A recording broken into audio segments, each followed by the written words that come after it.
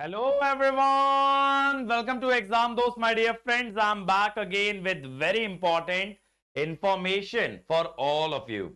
तो जैसा हम जानते हैं बेटा, जो हमारे AJE वाले एस्पिरेंट्स होते हैं मेनली वो लोग SSC JE, RRB JE, state PSU exams पे फोकस करते हैं। लेकिन इस बार बेटा कुछ ऐसे रिक्रूटमेंट नोटिस रिलीज हुए जहां असिस्टेंट इंजीनियर्स का रिक्रूटमेंट किया जा रहा है गेट एग्जाम से, जहां पे कि बच्चे सोचने पे मजबूर हो गए कि सर क्या हमें भी गेट एग्जाम का फॉर्म फिलअप करना चाहिए, क्या सर हमें भी गेट 2026 का एग्जाम अपीयर करना चाहिए। तो इसी बारे में बेटा इस वीडियो के ऊपर चर्चा करने वाला हूं, और ये वीडियो मैं इसलिए लेके आ रहा हूं क्योंकि मेरे कुछ AJE वाले स्टूडेंट्स ने इस पे मुझसे सवाल किया था, सर आप हमें इंफॉर्मेशन दीजिए कि हमें फिलअप करना चाहिए या नहीं। देखो यार, फैसला तो आप ही का होने वाला है, मैं सिर्फ आपको जानकारी दे सकता हूं और उसके बाद जो भी फैसला आप लें that is completely up to you. तो वीडियो को एंड तक देखिएगा ताकि आपको कंप्लीट जानकारी एक जगह पे मिल सके। तो देखिए, सबसे पहला रिक्रूटमेंट बेटा ये आया है यूपी राजकीय निर्माण निगम लिमिटेड से। असिस्टेंट इंजीनियर रिक्रूट कर रहे हैं सिविल, इलेक्ट्रिकल और मैकेनिकल के। तो इन्होंने बोला है कि यहां पे मेरिट जो होगा वो गेट 26 का स्कोर लिया जाएगा। तो जिन बच्चों को इस जॉब के लिए अप्लाई करना है उन्हें गेट 26 का फॉर्म फिलअप कर देना चाहिए, और यहां पे वेबसाइट भी दे रखी है। अब इन्होंने देखिए वैकेंसी की डिटेल नहीं बताई है कि कितनी वैकेंसी इलेक्ट्रिकल में, कितनी मैकेनिकल में, कितनी सिविल में, सिर्फ डिपार्टमेंट्स बताएं। और यहां पे फॉर्म कौन से एग्जाम का आप फिलअप करोगे, जिस ब्रांच के लिए टारगेट करना है। सिविल के लिए CE ब्रांच, मैकेनिकल के लिए ME का पेपर देंगे, इलेक्ट्रिकल के लिए EE का पेपर दीजिएगा। अब इसमें EE वाले बच्चे हैं, EEE वाले बच्चे हैं, EC वाले बच्चे हैं, ये सब कुछ नहीं बताया, लेकिन EE का पेपर देना जरूरी है ताकि आप उसके लिए एलिजिबल हो पाए। अगला है बेटा HVPNL, HPGCL, UHBVNL और DHBVNL। ठीक है, तो यहां पे बेटा हरियाणा पावर यूटिलिटीज, जिसमें हरियाणा पावर जनरेशन, हरियाणा विद्युत प्रसारण, उत्तर हरियाणा बिजली वितरण और दक्षिण हरियाणा बिजली वितरण। तो ये हरियाणा के जो इलेक्ट्रिसिटी डिपार्टमेंट है, मेनली ट्रांसमिशन डिपार्टमेंट है बेटा। पावर जनरेशन, ट्रांसमिशन और डिस्ट्रीब्यूशन के जो डिपार्टमेंट हैं, ये असिस्टेंट इंजीनियर रिक्रूट कर रहे हैं इलेक्ट्रिकल में और सिविल में, for the recruitment on the basis of GATE 23, 24, 25 और 2022। तो ये गेट 2025 तक का स्कोर ले रहे हैं गेट 2022 से। इसके अंदर इलेक्ट्रिकल की 211 वैकेंसी है। अब जो बच्चे अभी तक गेट नहीं दिए, देखो उनके लिए तो ये बहुत ज्यादा रेलिवेंट होता नहीं है, लेकिन जिन्होंने प्रीवियस ईयर्स में गेट दिया है, तो भले ही बेटा आपका score up to the mark ना आया हो, भले ही आपकी कोई टॉप रैंक ना हो, एक एवरेज स्कोर पे आप खड़े हो, फिर भी मैं कहूंगा इसका फॉर्म आपको फिलअप करना चाहिए ताकि आप इस रिक्रूटमेंट का हिस्सा बन सकें। ठीक है, तो इसकी क्लोजिंग डेट जो है बेटा 29 अक्टूबर की है, तो अभी आपके पास टाइम है। और इलेक्ट्रिकल मैकेनिकल में सिग्निफिकेंट वैकेंसीज भी हैं जहां पे आपका सिलेक्शन का चांस अच्छा खासा बन जाता है। इसके बाद अगले पे चलें तो बेटा UPSBCL के रिक्रूटमेंट की बात करेंगे। उत्तर प्रदेश राज्य सेतु निगम लिमिटेड। ठीक है, तो ये बोल रहे हैं गेट 2025 से इनकी परीक्षा हेतु आवेदन प्रक्रिया चल रही है, जिसमें 26 सितंबर 2024, 7 अक्टूबर 2024 के साथ ये रिक्रूट कर रहे हैं।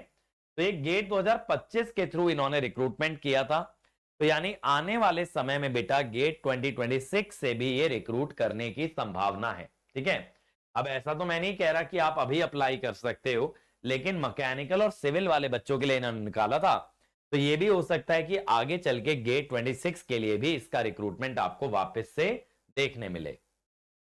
ठीक है, UPPCL की बात करें तो इन्होंने गेट 25 के थ्रू नोटिस निकाला था यार लास्ट ईयर।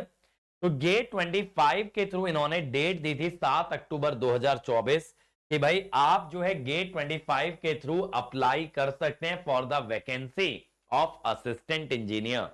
तो इसके आगे आने की भी संभावना बनती है कि UPPCL का रिक्रूटमेंट गेट के थ्रू हो, क्योंकि देखो UPPCL ने अपना इंडिपेंडेंट एग्जाम अभी अनाउंस नहीं किया है, और क्योंकि उन्होंने अपना एग्जाम अनाउंस नहीं किया और लास्ट ईयर गेट के थ्रू रिक्रूटमेंट अनाउंस किया था, तो देयर आर हाई चांसेस कि वो कंटिन्यू करेंगे गेट के साथ। तो एक और रीजन बनता है कि गेट के लिए क्यों अप्लाई करें।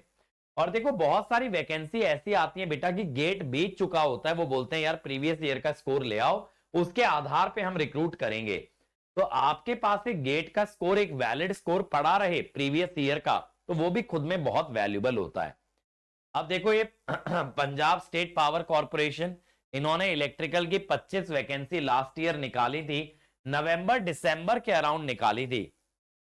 अब अगर नवंबर दिसंबर में मैं जाके सोचूंगा कि चलो यार मैं अब गेट की तैयारी कर लेता हूं क्योंकि वैकेंसी आई है, तब फॉर्म की डेट निकल चुकी रहेगी, फॉर्म के लिए अप्लाई करने का कोई पॉइंट ही नहीं रह जाएगा, तो सब कुछ वेस्ट हो गया, अपॉर्चुनिटी वेस्ट हो गई। बट जो बच्चे असिस्टेंट इंजीनियर की वैकेंसी पे जाना चाहते हैं, जिन्होंने तैयारी किया है बेटा AJE एग्जाम के लिए ईमानदारी से, तो उनके हाथ से अपॉर्चुनिटी सरक जाएगी क्योंकि दिसंबर में गेट वाले फॉर्म अलाउ नहीं करेंगे। फिर देखो ऐसी उड़ीसा वालों ने निकाला था बेटा सिविल और मैकेनिकल के लिए, सिविल की 580 वैकेंसी निकाले थे गेट 2025 के थ्रू, ठीक है। अब यहां पे देखिएगा इसके बाद OPSC AEE रिक्रूटमेंट, ये तो मैंने बताई दिया, रिपीट हो गया बेटा, ये इसी का आगे का नोटिस है जिसमें डिग्री रिक्वायर्ड थी बेटा सिविल और मैकेनिकल के अंदर, तो यहां पे गेट स्कोर कंसीडर किया जा रहा था। अब पॉइंट ये है कि क्या AJE वाले एस्पिरेंट गेट का एग्जाम क्रैक कर सकते हैं। देखो यार, जो अगर मैं SSC JE के सिलेबस को एज अ स्टैंडर्ड मान के चलूं और उससे गेट का सिलेबस कंपेयर करूं, तो बात करते हैं चीजें एक्स्ट्रा क्या होती हैं। देखिए डिजिटल एक्स्ट्रा होता है, control system signal system extra होता है, मैथ्स एप्टीट्यूड एप्टीट्यूड तो चलो करोगे, मैथ्स एक्स्ट्रा हो जाता है, इंजीनियरिंग मैथमेटिक्स, ठीक है। और इसके अलावा बेटा एक पावर इलेक्ट्रॉनिक्स आप कह सकते हो फालतू होता है। तो अगर हम माने तो गेट का कहीं ना कहीं बेटा मोटा मोटी पकड़ लो तो 50 नंबर का पेपर या 60 नंबर तक का पेपर SSC JE से मैच करता है। कैसे? देखो नेटवर्क है, नेटवर्क तकरीबन 10 नंबर का आएगा, एनालॉग है वो आपके बेसिक इलेक्ट्रॉनिक में आ जाता है 5 नंबर, 15 नंबर हो गया। मशीन है 10 से 12 नंबर का आएगा, ठीक है, 12 नंबर मान लो, तो 15 12 27 हो गया। पावर सिस्टम 8 नंबर का आएगा, 27 और 8 35 नंबर आपके पास हो गए, ठीक है। इसके बाद मेजरमेंट, मेजरमेंट आपका 3 नंबर का आएगा, तो तकरीबन 38 मार्क्स आपके हो गए, ठीक है। और कौन सा सब्जेक्ट आपका बच गया, आप लोग एक यूटिलाइजेशन एक्स्ट्रा करोगे और एक कोई सब्जेक्ट मैं भूल रहा हूं क्या, basic electrical machine power system utilisation, हाँ यही सब्जेक्ट होते हैं। अब देखो करीबन 40 नंबर तक आप पहुंच गए SSC JE के सिलेबस से। अब इसके ऊपर अगर आप 2 या 3 सब्जेक्ट और तैयार करते हो, जैसे मैथ्स कर लो, हाई वेटेज है, बल्कि 40 नंबर में गिन रहा हूं, 15 नंबर का एप्टी भी गिन लो, 15 नंबर का एप्टी, तो 55 नंबर की तैयारी तो SSC के साथ हो गई। अब इसके ऊपर अगर मैथ्स तैयार कर ले तो मैथ्स 13 नंबर का होता है, तो 68 मार्क्स हो गए।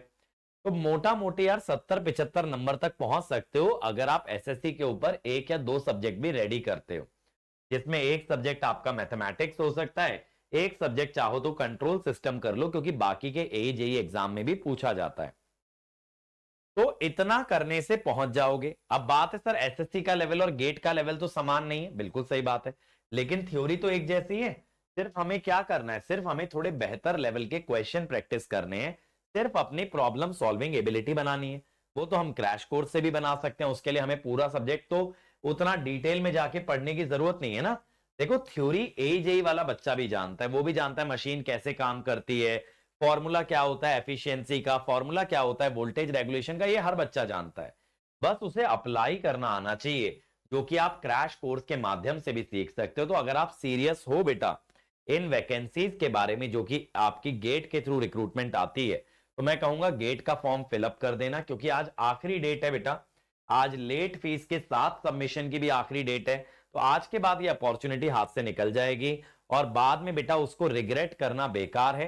देखो हमने दिया और हमारा नहीं हुआ वो बेटर है, ये सोचने से कि यार काश हम दिए होते और हो सकता है हमारा हो गया रहता। समझ रहे हो, वो इफ एंड बट वाली कंडीशन में अपने को जाना नहीं है। तो अपने को जो कंडीशन रखनी है वो ये है कि भाई मैंने अपना एफर्ट दिया, अब नहीं हुआ वो अलग बात है, लेकिन मैंने एफर्ट ही नहीं दिया, मैंने ट्राई नहीं किया, उस चीज का रिग्रेट लेके चलना ज्यादा खराब बात होती है। और जैसा मैंने बोला बेटा, जो सब्जेक्ट आपके AJE में उनका प्रॉब्लम सॉल्विंग एबिलिटी आप चाहो तो आप क्रैश कोर्स से भी सुधार सकते हो मेरे बच्चों। इसी के लिए देखो अभी राइट नाउ अगर मैं बात करूं एग्जाम दोस्त की बेटा, तो एग्जाम दोस्त पे अगर आपको कोई सब्जेक्ट तैयार करना है AJE के ऊपर, तो अभी हम 50% ऑफ दे रहे हैं। मैथ्स पे भी अगर आप चाहो तो मैथ्स मेरे साथ रेडी कर सकते हो, एनालॉग कर सकते हो, पावर सिस्टम कर सकते हो।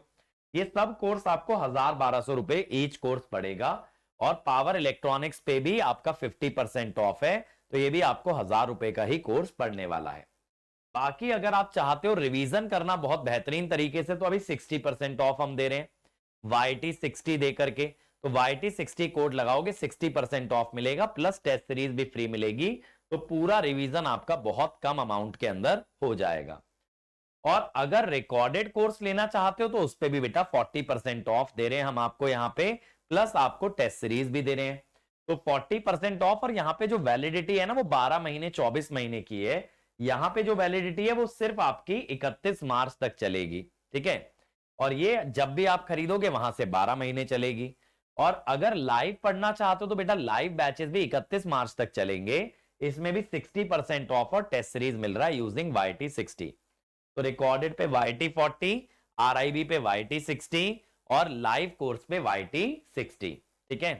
और AJE का ही तैयारी करना है, सिर्फ AJE पे टिके रहना, उसके आगे नहीं बढ़ना है, तो आप 50% ऑफ ले सकते हो। YT 50 से सभी AJE के कोर्सेज पे आपको 50% ऑफ है। तैयारी करना चाहते हो तो मैं कहूंगा AJE का सब्सक्रिप्शन लेना, प्लस आप रैंक इंप्रूवमेंट बैच ले लेना, ताकि बाकी सब्जेक्ट आप अपनी प्रॉब्लम सॉल्विंग एबिलिटी को गेट लेवल तक लेके जा सके। तो ये इंफॉर्मेशन थी बेटा मेरी साइड से आप लोगों के लिए। उम्मीद करता हूं ये इंफॉर्मेशन कुछ बच्चों के लिए मददगार साबित हो। और जैसा मैंने बोला आज आखिरी डेट है बेटा with the late fee GATE form fill up करने की। तो अगर इस डायरेक्शन में सोचते हो और अफोर्ड कर सकते हो तो जरूर फिलअप करना, अदरवाइज वीडियो देख करके लाइक करके आगे बढ़ जाना, ठीक है। चलिए, thank you everyone, all the best and have a great day.